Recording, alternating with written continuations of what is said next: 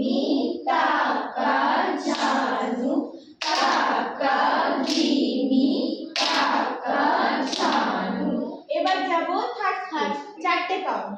তা কা রি মি তা কা ঝানু তা কা রি মি তা কা ঝানু তা কা রি মি তা কা ঝানু তা কা রি মি তা কা ঝানু। এই বিষয়টাকে যদি আমি রিপিটেডলি আবার করি তাহলে কিভাবে আসবে আবারটা?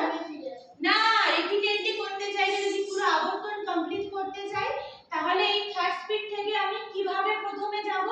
থার্ড স্পিডের পরে কি ধরতে হবে? সেকেন্ড স্পিড, তারপরে আবার রিভার্স স্পিড। তাহলে এই পুরো রিপিটেডলি মানে যে রিভার্স সিস্টেমটাকে কি বলা হয়? পুরো একটা আবর্তন কমপ্লিট করা।